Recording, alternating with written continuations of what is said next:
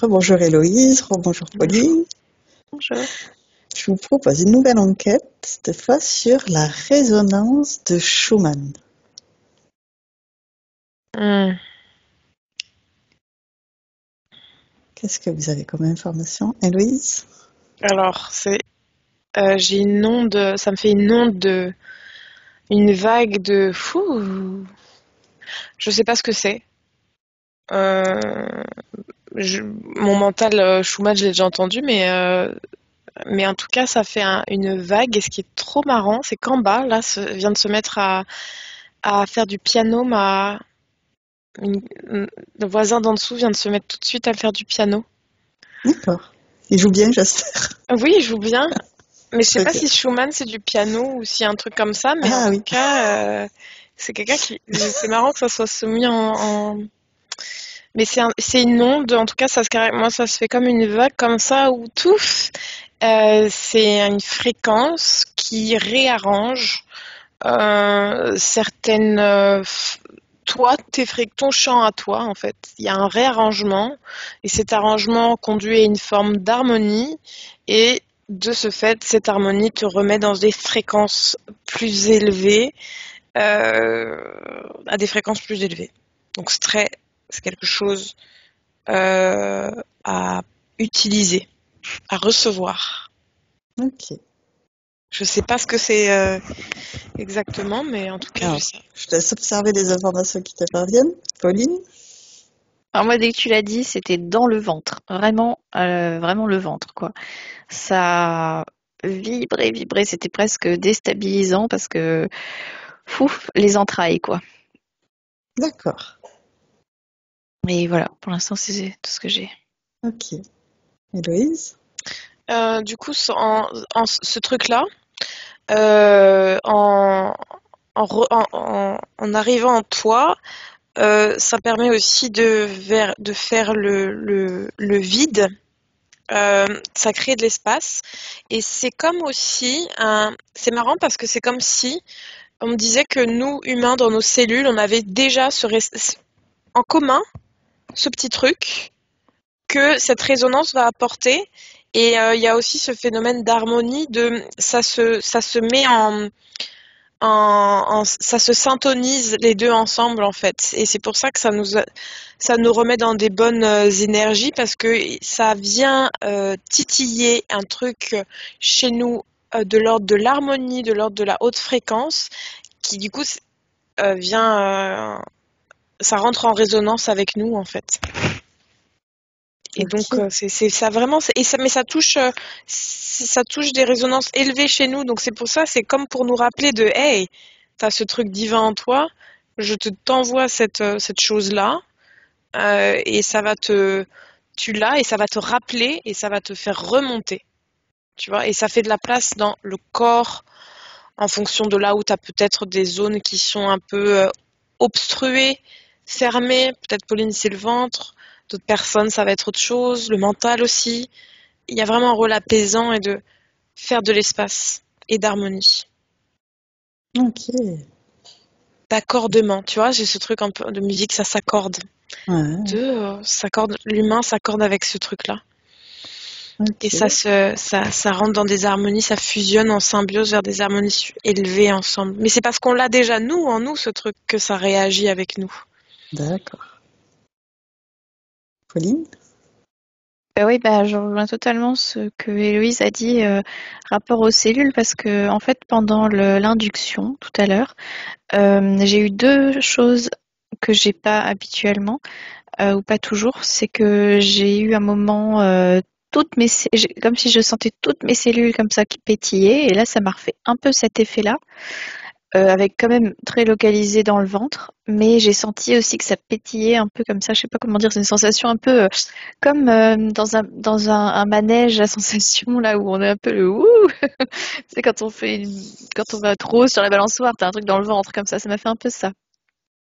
Et aussi l'autre info, c'était que au moment de déployer notre feu, j'avais ressenti comme si je donnais une impulsion très forte comme ça. je faisais partir de l'intérieur et comme si de l'intérieur, il y avait une pression qui faisait dilater quelque chose, une énergie que j'ai, une énergie centrale, que je faisais dilater, mais vraiment, c'était d'un coup sec comme ça, comme pour déployer mon énergie autour de moi, mais il fallait que je le fasse en poussée comme ça, tu vois. Ça s'est pas fait progressivement, il y a eu besoin d'un pouf parce que il y avait peut-être une résistance, contrairement à peut-être d'autres jours où finalement ça va se diffuser comme ça. Et là, il y avait une résistance qui faisait qu'il y avait besoin d'un à-coup, tu vois. Ok. Héloïse? Redis juste le nom de ce que tu nous as dit. La résonance de La Schumann. résonance Schumann. Ok, merci. Et donc c'est très vibrationnel, très fréquentiel et aussi ça il y a un truc de l'ordre du divin, hein, c'est de reconnexion à son essence, donc voilà tout ce truc de notre essence divine, là, ça reconnecte comme ça. Ouais. Je sais pas si je l'ai dit avant, mais voilà. Oui, tu avais expliqué que c'était une partie de nous et que ça nous élevait justement à ce niveau divin. Mm. Et ça fait vraiment de la place et dans cet espace vide, enfin voilà, où c'est un petit peu plus libéré du mental. Ça joue même sur voilà le corps, les organes. Ça vraiment, comme on a tous des cellules partout, ça va jouer vraiment sur tout le corps. Ça permet aussi d'accueillir du coup des nouvelles choses. C'est un bon ménage. Ça te fait le ménage en fait un petit peu et ça t'élève. C'est comme nettoyer sa maison en fait, c'est marrant. C'est comme si tu nettoyais ta maison. Tu peux nettoyer ta maison avec ça aussi, D'accord. samedi. Si Très tu fais bien. une journée de nettoyage, utilise ce truc-là, qu'on ne sait toujours pas, mais utilise cette chose-là. Ça a vraiment ce rôle épurant, épurer les choses et de les élever sur un autre niveau. Un autre niveau. Ok. Pauline? Oui, depuis tout à l'heure, j'ai le sommet de mon crâne qui s'active. Et ça me parle d'ouverture de connexion. D'accord. Et j'avais une autre info. Oui, Donc ça par serait en rapport lien direct avec ce sujet, ouais. ouais. Et par rapport à cette question de nettoyage, c'était vraiment, ça me parlait vraiment de nouveau de ce truc que je déployais là, paf, autour de moi pour ouais, mettre en place mon énergie autour de moi. Et effectivement, ça chasse le reste en fait, ce qui n'a pas lieu d'être autour de moi là pour la session, ce que je voulais pas qu'il soit là. Et qui était prêt à être expulsé, et ben paf, ça part avec. Ok. Donc c'est juste en portant ton attention. Bah en fait, moi, j'ai pas mis d'intention. Si tu veux, j'ai observé ça se faire au moment où j'ai mis l'intention de déployer mon feu. Et ben c'est comme ça que ça s'est fait, tu vois. C'est pas moi qui me suis dit, je vais utiliser la pression et la dilater d'un coup. C'est que moi, je me suis juste dit, je vais expanser mon feu intérieur, ma lumière intérieure, et c'est comme ça que ça s'est fait aujourd'hui. Ok. Et j'ai pas choisi. C'est comme s'il y avait une intelligence énergétique de mon corps qui a fait ça tout seul. D'accord. Mm. Louise? Ouais, par rapport à d'autres choses, des fois c'est de l'ordre de la croyance et c'est le fait de l'intention qui va t'aider, en tout cas qui va multiplier l'effet initial. Là, il y a vraiment un effet, tu peux être passif et ça va jouer sur toi. Et avant que Pauline dise ça, du coup, je voyais des usages, par exemple, où des personnes sont inconscientes, n'ont pas la conscience de bénéficier de cette chose-là.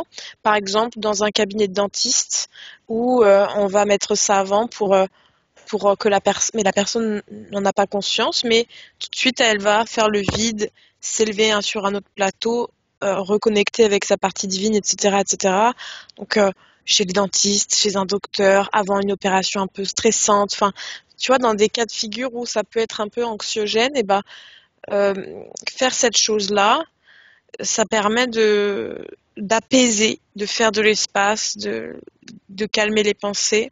Le soir aussi. Euh, c'est multi-usage, hein. Dans la maison, le soir, quand on va pour se coucher, puisque ça me dit que du coup, en faisant le vide et en reconnectant, on peut faire des rêves des rêves très connectés, des rêves informatifs. Ok.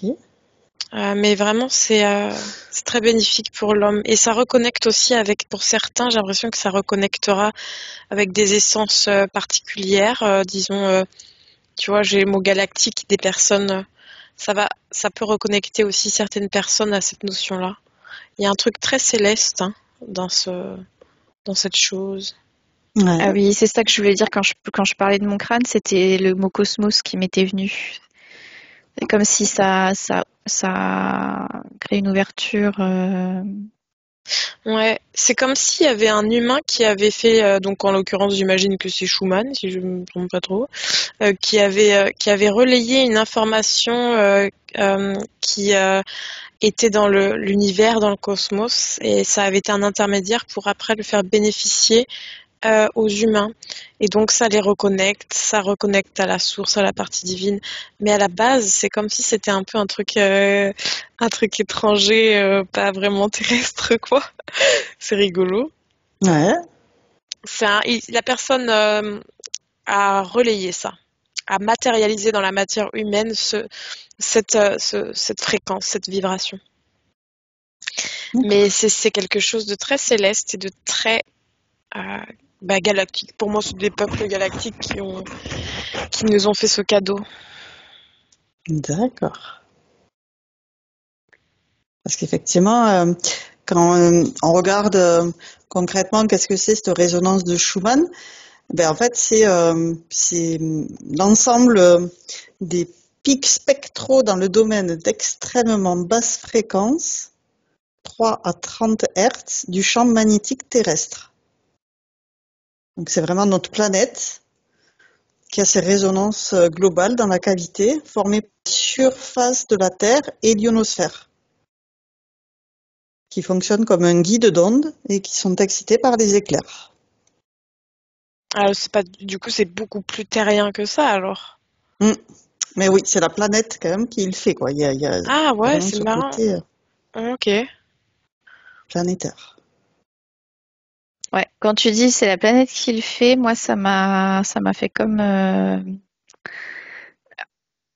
j'ai l'impression comme si c'était un écho d'une autre énergie.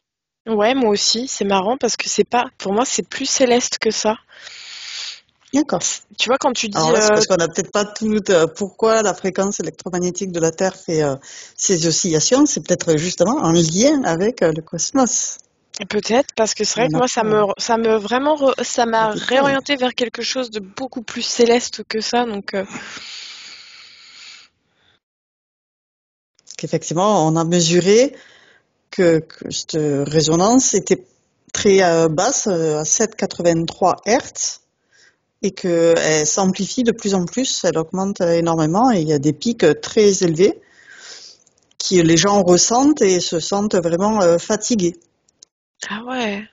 Et donc, c'est vraiment la Terre qui vibre à ce rythme de presque 8 fois par seconde, 7,83 Hertz,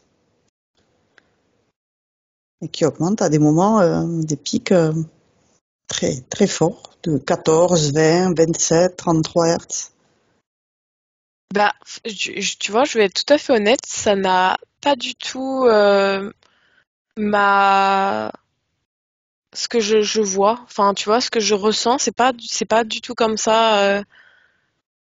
Que moi je voyais quand même quelque chose qui nettoie, etc., qui fait plutôt divin presque. Et c'est marrant parce que là, c'est pas du tout à ma Mais en fait, perception. ça, ils ont donné le surnom de battement du cœur de la Terre. Et donc, c'est ça qui relie, tu vois, avec cette perception, que ça nettoie, que ça nous fait augmenter nos fréquences et notre conscience. Ah, Et alors moi, ce que je vais te dire, ce que j'ai vu, c'est donc je vois la Terre qui serait comme une enceinte, tu vois, de musique. Et très loin, il y a une espèce de gros corps céleste. Je sais pas du tout ce que c'est. Et bon, évidemment, c'est symbolique. Je vois quelqu'un qui tape dessus avec comme un bâton sur une batterie, tu vois, je sais pas comment ça s'appelle, mais t'as Une compris. baguette, ouais. Une baguette sur une batterie. Et la Terre, très loin, elle rejoue ce hmm, truc-là. Ouais, Mais comme si ça venait pas d'origine d'elle. Comme ouais. si c'est un écho. Ouais, ouais, et j'ai vraiment ça. c'est pareil. Et c'est comme si aussi, du coup, ça fait ça. Et puis après, l'humain, comme il a aussi ce récepteur-là, Mm. il résonne par rapport à ça aussi. Ça fait Ouais, comme un escalier, tu vois. Amplificateur, Ting, ouais. ting, ting. Ça retombe comme ça. ouais. Super. Et donc, on a des capteurs sur la surface du globe pour calculer ces fréquences de Schumann. Et en fait, quand j'essaye de les trouver sur Internet, la seule qui est disponible, elle est en Russie, donc il faut un VPN pour ne pas savoir que je ne suis pas en Russie et pour pouvoir voir les fréquences de Schumann.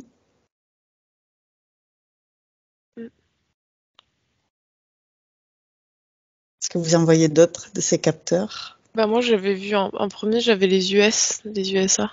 D'accord.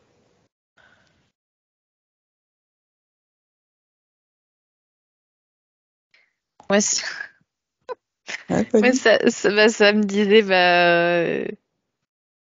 nous, on est des, on est des capteurs. Ouais, Tout à fait. Mais c'est on vrai est que là quand sur le tu cellule. ressens une grande fatigue, tu vas voir le truc, tu regardes, ah ouais, ben là, le pic, il est vachement élevé, c'est normal. Alors, je m'inquiète pas. Il y a des pics élevés que j'ai cette fatigue, donc ok, je me repose normalement. Ouais, ça me dit qu'on est tous des très bons capteurs. Mm. Et Là, par alors, exemple, sur le lecteur, je vois que de 17 à 18, il va y avoir un fort pic. Parce que en Russie, ils ont 6 heures ou 8 heures d'avance. Et donc, ils voient toujours les mesures à l'avance. Mais d'après ce que j'ai observé, moi, c'est quand c'est l'heure que ça m'arrive.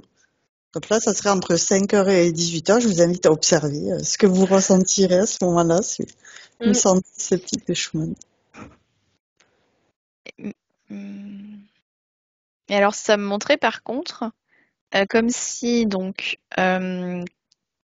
j'ai une image très bizarre. Je vois quelqu'un qui est debout sur une batterie qui émet une vibration et cette personne, elle est crispée et du coup, la vibration, quand elle la traverse, ça fait des à-coups comme ça et c'est super désagréable par rapport à si elle se détend, si elle décrispe, elle se décrispe. Et ben, c'est super agréable en fait. Elle peut suivre le rythme du battement, de la musique et tout, c'est super cool. Par contre, quand elle est crispée, ça fait comme une incohérence de rythme, comme ça, c'est horrible. J'ai D'accord. l'impression qu'il y a un côté, si on se crispe, et j'ai l'impression que c'est crispé de façon générale, comme ça, si on est comme crispé dans notre vie, dans notre façon d'être, en fait, voilà, c'est ça. Si on est comme crispé dans notre façon d'être, quand il y a une grosse résonance, ça fait euh. Et alors, soit à un moment-là, on dit oh, vas-y, je laisse tomber, je lâche la crispation parce que j'en peux plus. Soit, comme on est stressé d'être crispé et de ressentir ce truc-là, on se crispe encore plus. Et c'est le cercle vicieux. Mais à un moment, ça lâche parce que à un moment, c'est intenable en fait, cette espèce d'incohérence, tu vois, de dissonance. Il y a une dissonance comme ça et c'est ce serait comme une musique très très fausse, jouée par des instruments mal accordés. C'est horrible. D'accord. Effectivement. Les instruments mal accordés, ça fait mal aux oreilles. Ça Et puis là, crispe. c'est dans tout le corps, quoi. C'est comme nager à contre-courant. Oui,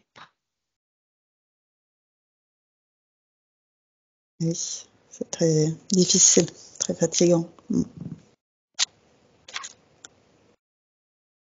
On a fait le tour de ce sujet d'enquête. Est-ce que vous avez d'autres informations? Oui, Pauline? Ouais, j'ai vu du coup, comme j'avais ce truc à contre-courant, j'ai vu qu'à l'inverse, ben, si on se décrispe, je voyais, ça me fait un peu comme l'image avec la bouteille de tout à l'heure. Je voyais comme un geyser et la personne, elle se laisse, wouh! Puis alors là, elle s'éclate, quoi. Elle se laisse pousser par cette montée de pression. Et là, c'est trop cool, quoi. Elle s'éclate. Il y a Ouais. vraiment deux façons de vivre cette résonance. Mm. Oui, parce que le but, c'est de lâcher. Et si Mm. consciemment, tu n'y arrives pas, ben, en te mettant en sommeil, tu lâches plus facilement, parce que là, il y a beaucoup moins de résistance de site. Ouais. Voilà. Oh là là, quand tu dis ça, je vois des gens qui sont crispés jusque dans leur sommeil, qui ne décrispent pas. Waouh.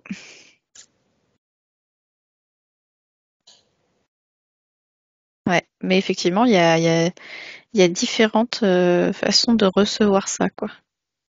Et déjà différentes façons de le recevoir et après d'y réagir. Parce qu'on peut le recevoir, c'est comme, allez, on peut se prendre une vague dans la tronche et se dire, bon, bah maintenant, je vais la laisser me ramener au large. Ou alors, on peut se prendre la vague dans la tronche, se dire, non, moi, je vais rester où je suis et je vais continuer à me prendre les vagues qui arrivent derrière. Voilà. Ou alors, on peut surfer dessus, direct, dès le début. Donc, il y a vraiment plein de façons d'aborder ça. Ouais. Et ça dépend finalement de ton état vibratoire Mm. intime, personnel, individuel. Et du recul que tu as sur attends, pourquoi je suis crispée là en fait? Et pourquoi cet événement. Alors là, ça me parle d'événement, donc je comprends pas bien le rapport, mais pourquoi cet événement anodin me crispe? Donc là, il y a quand même un soutien de la mentalisation pour une fois qui peut dire attends, là rationnellement, il n'y a pas de raison.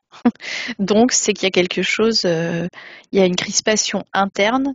Ça vient pas de cet événement-là parce que tu sais très bien rationnellement que cet événement-là, il est ridicule. Donc là, il y a autre chose. Il y a une autre crispation. Et puis alors, trouver c'est quoi cette autre crispation pour juste à ce moment-là prendre du recul et se dire, ok, tout va bien, je suis en sécurité, ça va. Ouais. C'est un exercice, un apprentissage. Ouais. Et puis je vois aussi, alors là, je revois mon bonhomme dans la mer et je vois que ben il y a un moment, il y a une vague, ils surfent dessus, il y en a une autre qui le retourne, il y en a une autre. Et puis en fait, c'est vivre chaque vague sans se dire ah bah je croyais que je savais surfer, là je viens de me faire retourner. Alors est-ce que ça veut dire que je sais plus surfer et que bah, en fait pas du tout, c'est juste que bah il y a des vagues qui sont plus puissantes et puis bah que forcément on va pas savoir les prendre parce qu'on n'a pas encore appris à prendre ce genre de vagues et bah il y en a on les maîtrise maintenant, donc en fait on se rend même plus compte qu'elles passent, et etc. etc. Donc euh, je sens une idée de progression dans se sentir mieux dans comment vivre ça, mais en fait la progression ce serait pas de gérer quelque chose, ce serait de pas s'attacher à comment on le supporte ou pas. Tu vois ce que je D'accord. veux dire? Pas s'identifier à oh là là, là j'ai pas réussi, donc c'est que c'était pas bien. Enfin voilà, se détacher de ce truc-là. Ouais. Je sais pas si je suis claire. Si, si. C'est vrai que depuis tout à l'heure, j'essaie de capter cette image pour vous la faire voir. Et donc, j'essaie de me la mettre en fond d'écran pour pouvoir vous la montrer. Ah. Le truc, c'est qu'à chaque fois, on va... Enfin, allez-y, ouvrez les yeux. Est-ce que vous arrivez à voir les dessins que ça produit? Ah oui. Ah ouais. Voilà, ça, c'est quand il y a Ah, tu des vois, il y a des fortes grosses pics, il vagues doit y là. avoir de 17 à 18. Ah Alors oui. que là, ouais, tout est d'accord. calme. Parce qu'elle est à l'envers, elle est Ah, retournée ici. ok, ok. Ça donne ça, en image. Oui, je pense que j'ai déjà vu ça. D'accord. Et normalement, il y a plus d'indications, mais là, j'arrive pas, je sais pas pourquoi, à prendre une bonne image. Depuis tout à l'heure, j'essaye de vous prendre une bonne image, mais ça veut pas. C'est pas grave. Ok. Est-ce qu'on a fait le tour pour cette enquête, toutes les informations? Ouais. Pour moi, c'est bon. Ah, ok. Pauline? Attends, je... Ouais.